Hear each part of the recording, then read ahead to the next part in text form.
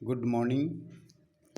आज हम पेरिडर्म क्या हैं और पेरिडर्म किस प्रकार से निर्मित होती है वह हम स्टडी करेंगे।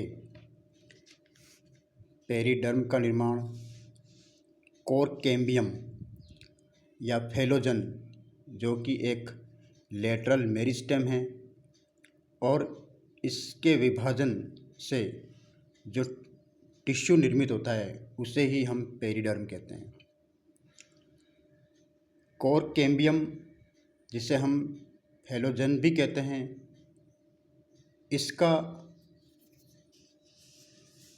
बनना स्टिलर क्षेत्र के बाहर परिधीय क्षेत्र में स्थित हाइपोडर्मिस या कॉर्टेक्स की सेल्स के द्वारा होता है, जो पुनः मेरिस्टेमेटिक हो करके कोर कैम्बियम को निर्मित करती है। क्योंकि यहाँ पर कॉर्टिकल सेल्स जैसे हम वल्कुट कोशिकाएं या हाइपोडर्मिस की कोशिकाएं पुनः मेरिस्टेमेटिक या विभज्योतकी हो जाती है। यह प्रक्रिया डी डिफरेंटिएशन कहलाता है। तो डी डिफरेंटिएशन के उपरांत यह सेल्स एक मेरिस्टेमेटिक टिश्यू जिसे हम फेलोजन या कोर कैम्बियम कहते हैं को निर्मित करती है।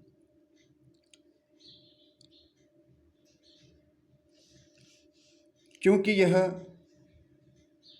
प्लांट्स के परिधीय क्षेत्र में पाई जाती है, अर्थात रंभीय क्षेत्र के बाहर, स्टिलर क्षेत्र के बाहर पाई जाती है, तो इसके द्वारा होने वाली द्वितीयक वृद्धि को एक्स्ट्रा स्टिलर सेकेंडरी ग्रोथ भी कहते हैं। बाह्य रंभीय द्वितीयक वृद्धि भी कहते हैं, या हम ये कह सकते हैं कोर कैम्बियम द्वारा द्वितीयक वृद्धि, secondary growth by core cambium या पेरिडर्म का बनना कहते हैं। तो इस प्रकार पेरिडर्म का निर्माण कोर कैम्बियम या फेलोजन जो कि विभज्योतकी उत्तक हैं उससे पेरिडर्म का निर्माण होता है। फॉर्मेशन ऑफ पेरिडर्म, यह बाह्य रंभीय क्षेत्र में बनता है। इसका बनना रंभीय क्षेत्र के बाहर स्थित क्षेत्र हाइपोडर्मिस या कॉर्टिकल सेल्स द्वारा होता है जो मेरिस्टेमेटिक हो जाती है, अर्थात हाइपोडर्मिस या कॉर्टेक्स की कुछ आउटर सेल्स एक्टिवली डिवाइड करने लगती है और सेकेंडरी लेटरल मेरिस्टेम बनाती है। इन मेरिस्टेमेटिक सेल्स को कोर कैम्बियम या फेलोजन कहते हैं। कोर कैम्बियम की सेल्स पेरिक्लिनल या परिणतिक विभाजन द्वारा अपने बाहर तथा अंदर की ओर नई सेल्स निर्मित करता है। कोर कैम्बियम के बाहर की ओर जो कोशिकाएं या सेल्स निर्मित होती है वे कॉर्क बनाती है। कॉर्क को हम फैलम भी कहते हैं। इसी प्रकार कोर कैम्बियम के अंदर की ओर पैरेन्काइमेटस सेल्स परिवर्धन द्वारा सेकेंडरी कॉर्टेक्स का निर्माण करती है।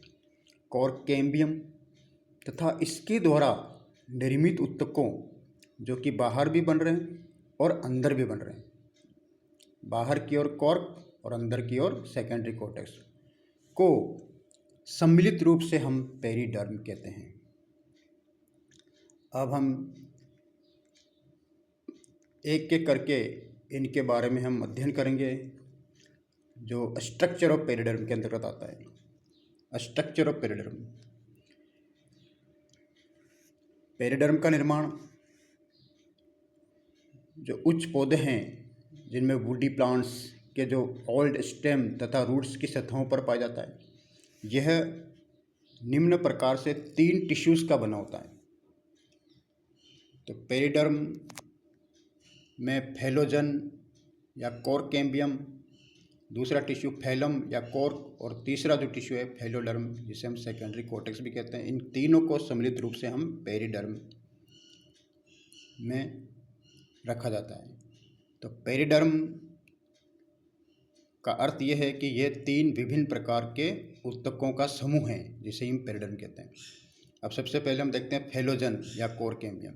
जैसा कि भी बताया था कि यह सेकेंडरी लेटरल मेरिस्टेमेटिक टिश्यू है, यह लिविंग है, परमानेंट है और पेरेन्काइमेटस टिश्यू प्राय कॉर्टेक्स की कोशिकाओं के पुनः विभज्योतिकी यानी डी डिफरेंटिएशन हो जाने से बनता है। अर्थात ये मेरिस्टेमेटिक सेल्स ही फैलोजन कहलाती है। वेस्कुलर कैम्बियम की तुलना में फैलोजन की स्ट्रक्चर अत्यंत सिंपल है। इसमें केवल एक ही प्रकार की सेल्स पाई जाती है। जैसा कि वेस्कुलर कैम्बियम में 2 प्रकार की सेल्स होती थी, जिन्हें हम फ्यूसिफॉर्म इनिशियल्स तथा रे इनिशियल्स कहते हैं। लेकिन उसके मुकाबले यहाँ फैलोजन या कोर कैम्बियम बहुत ही सरल है और इसमें केवल एक ही प्रकार की सेल्स होती है और वह सेल्स आयताकार है, रेक्टेंगुलर है, एक्टिव है और इनके बीच में किसी प्रकार का कोई खाली स्थान नहीं पाया जाता, अर्थात इंटर सेल्यूलर स्पेस नहीं पाए जाते हैं। तो हम वापस इसको पुनः बताते हैं। कोर कैम्बियम की सेल्स कैसी है? थिन वॉल्ड, थिन है, सेल वॉल युक्त हैं, लिविंग हैं, रेक्टेंगुलर हैं और सक्रिय हैं तथा इंटर सेल्यूलर स्पेस रहित होती है। इसका फिगर हम देखते हैं तो आपको पता लग जाएगा। देखिए, ये फैलोजन है, ये देखिए सेल्स दिखाई दे रही है, इनके बीच में कोई स्पेस नहीं है। और फैलोजन में जब पेरिनेतिक विभाजन हुआ, पेरिक्लिन डिवीजन हुआ, तो बाहर की ओर फैलम निर्मित हो रहा है और अंदर की ओर फैलोडर्म निर्मित हो रहा है। ये फैलोडर्म है जिन्हें हम सेकेंडरी कॉर्टेक्स कहते हैं। तो फैलोडर्म, फैलोजन तथा फैलम, इन तीनों को सम्मिलित रूप से पेरिडर्म में रखा जाता है। यहाँ बताया गया है डायग्राम में फैलोडर्म, फैलोजन और फैलम, और ये ब्रैकेट लगा है पेरिडर्म। फैलोजन दोनों ओर, अंदर व बाहर की ओर नई सेल्स का निर्माण करती है। कोर कैम्बियम की सेल्स में डिवीजन कैम्बियम रिंग की सेल्स के समान ही स्पर्श रेखीय तल पर होता है। प्रत्येक सेल्स के विभाजन से 2 डॉटर सेल्स बनती है, जिनमें से एक मेरिस्टेमेटिक बनी रहती है तथा दूसरी सेल से परमानेंट टिश्यू बनता है। प्राय कोर कैम्बियम अपने अंदर की ओर सेकेंडरी कॉर्टेक्स की अपेक्षा बाहर की ओर कोर की अधिक मात्रा उत्पन्न करता है। बिल्कुल ठीक इसके विपरीत है। वेस्कुलर कैम्बियम में जब डिवीजन हुआ तो वह अंदर की ओर ज़्यादा एक्टिव था, जिससे सेकेंडरी जाइलम की मात्रा अधिक बनती थी और सेकेंडरी फ्लोएम की मात्रा कम बनती। लेकिन यहाँ पर उसके कंपैरिजन में यहाँ पर जस्ट रिवर्स है कि जब कोर कैम्बियम जब डिवाइड होता है तो बाहर की ओर अधिक मात्रा में टिश्यू बनाता है और अंदर की ओर कम मात्रा बनाता है। इस प्रकार कोर की मात्रा अधिक बनती है और सेकेंडरी कॉर्टेक्स की मात्रा कम बनती है। अब हम आते हैं कोर्क में। सेकेंड पॉइंट है कोर्क या फैलम।